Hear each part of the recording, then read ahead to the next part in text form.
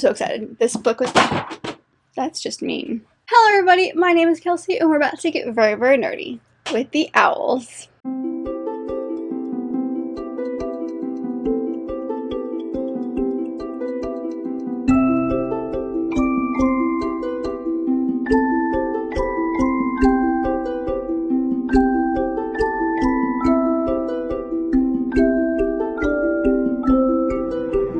So it is officially April, which means today is the first day of the O.W.L's Magical Readathon. So I thought today I would give you guys my TBR.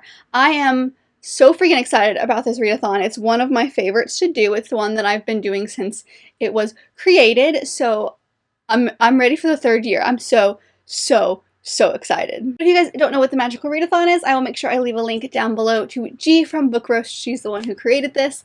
I'll have a link to her announcement video this year, which will have all of the fun information you need. But basically, it is a readathon based on the standardized tests, I guess, that students at Hogwarts would take in the Wizarding World of Harry Potter.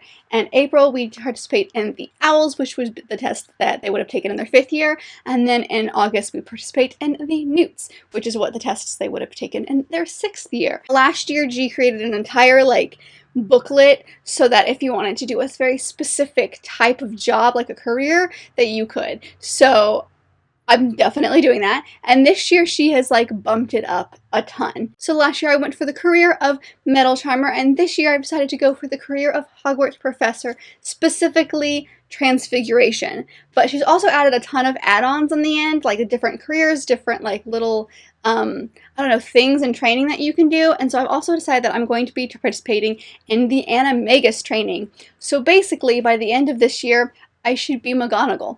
That's what I've discovered. So with that, there are very specific classes out of the 12 prompts that are required, and you could read all 12, but there are a handful that you need to read for sure. So at the end of the video, I'll show you which ones I need to read, but for the professor position, I have to read Defense Against the Dark Arts and the whatever class I want to teach, so Transfiguration, but I have to do 7 in total.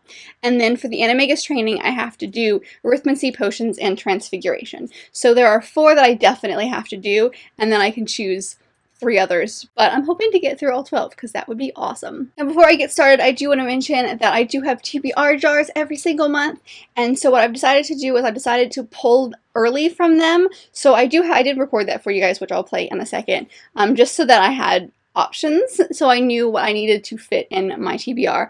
The audio in that is not great, so I apologize, but here you go. Here's me picking my TBR jars. So I'm not going to choose one of the 2. I'm just going to pull to 2 fiction, 2 nonfiction, and then later on in the video when I get to the specific prompt that one fits, then I will mention it. But let's do nonfiction first, because I'm really afraid that that's the one that's going to not fit in anything.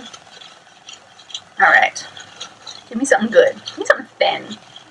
So I've got 1 and 2. The first one is How to Get Shit Done. Ooh, well that actually worked perfectly. And then the second one is, I don't know if you can see this, the light's being stupid. It's upside down, that's why. Feel the fear and do it anyway. Oh! So that's really funny. I have 2 self-help books this time. So the first one is this one. It is How to Get Shit Done by Erin Falconer. Why Women Need to Stop Doing Anything So They Can Achieve Anything. And the second one is Feel the Fear and Do It Anyway. Dynamic Techniques for Turning Fear, Indecision, and Anger into Power, Action, and Love. So let's go to the fiction side then. I have a feeling... Now I'm scared because nonfiction was so nice that fiction might not be nice to me. Alright, let's see. Here is 1 and 2. Alright, this one is upside down. Time sight. I think the only middle grade I have on here. And then I Love You. Oh! Alright, the first one was Time Sight by Lynn Johnell, and then option 2 is I Love You by Erin Lyon. So those are the books that I picked from the TBR jars. They were pretty nice to me. We'll see what happens. Back to present, Kelsey. So with that being said, let's get into all the books I want to read. I'm going in the order that she has them, so basically alphabetical order. And the first class is Ancient Runes, which is Heart Rune, which is to have a heart on the cover or in the title of your book. So I'm going to be going with Paper Heart by Meg Wibbett. This is told in verse, and I don't really remember a lot about that, but it takes place in Auschwitz. And so, but it's written in verse. So I didn't have a whole lot of stuff that actually had hearts on the cover, but I thought I should fit a verse book in here because I do have some really chunky books this month, and it has heart in the title. So this one's gonna make me cry. I already know.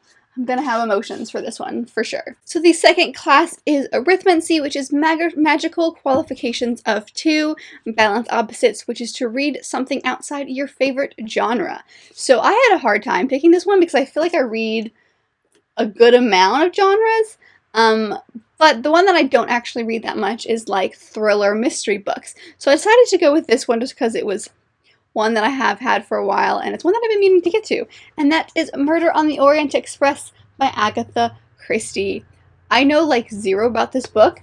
I know that there's a murder and it's on an express. I've never read an Agatha Christie book, and she's like, as it says on the cover, the Queen of Mystery. So I figured I should, give this a try. It's like the only Agatha Christie book I think we have, and it doesn't look super hard to get through. It's like a tiny paperback version, so not too difficult, and I might be able to find an audiobook of this. I'm not entirely sure, but yeah, I decided to go with this one because it's like I don't read mystery very often. Like that's just not something that I usually read. So the next prompt is astronomy, and that is night classes, which is to read the majority of a book when it's dark outside. I need to get this book in here anyway, so I might as well put it in here for this prompt, and that is The Austere Academy. This is the 5th in the series of Unfortunate Events that I am rereading with Serena from A Wandering Mind. She hasn't read the series and I have, so we're reading it together. This is the next one in our list of the next one in the series that we're reading, and it follows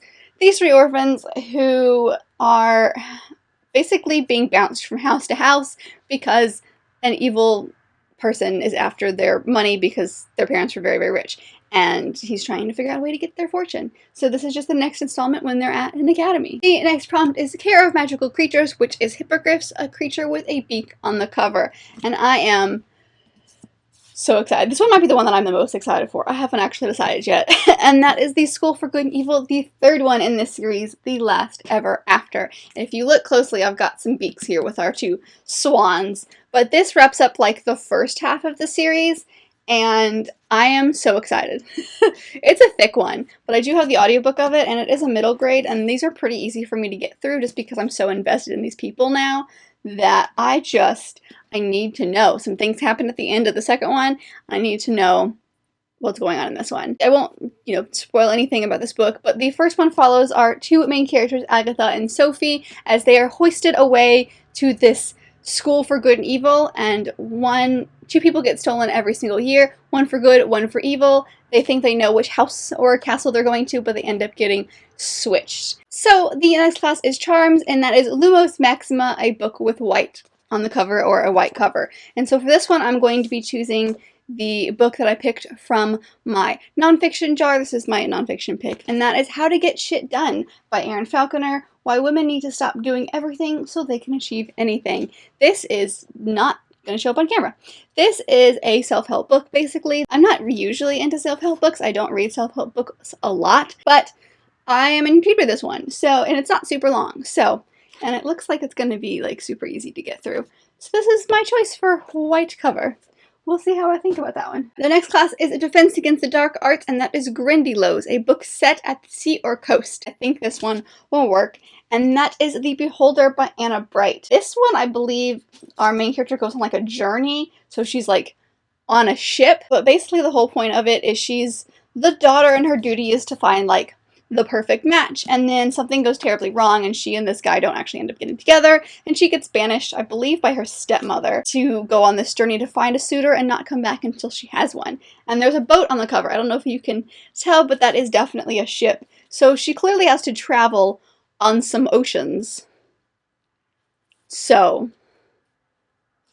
I'm going to say that this one is set by the sea and the coast. Alright, so the next prompt is divination, which is third eye. That's an assign numbers to your TBR and use a random number generator. So I decided to pick out 5 books from my shelves and do a random number generator that way. The books that I've decided to choose are, we've got Brightly Burning by Alexa Dawn, An Assassin's Guide to Love and Treason by Virginia Boker. I've got To Every Heart a Doorway by Shannon Maguire, A Darker Shade of Magic by V.E. Schwab, and finally, Ink by Alice Broadway. So what I've done is I've done it with 1, 2, 3, 4, and 5. So let's get a fancy number generator, 1 through 5, and see what we got. Alright, generate, and 1 is Brightly Burning by Alexa Dawn. This is one that I've been meaning to get to for a long time. It is a space retelling of Jane Eyre, and y'all know I love me some retellings. So the next class is Herbology, which is Mimbletonia.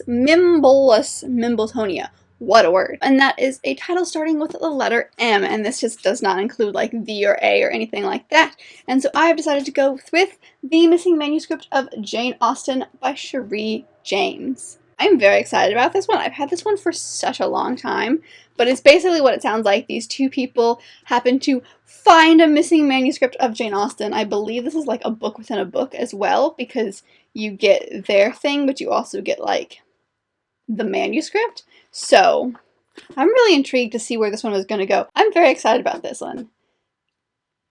Yes. The next one is History of Magic, which is Witch Hunters, a book featuring witches and wizards. For this one, I decided to go with a book that I don't actually have a copy for, but I do have the audiobook of it. But that is Children of Virtue and Vengeance, which is the sequel to Children of Blood and Bone, which I read at the end of 2018.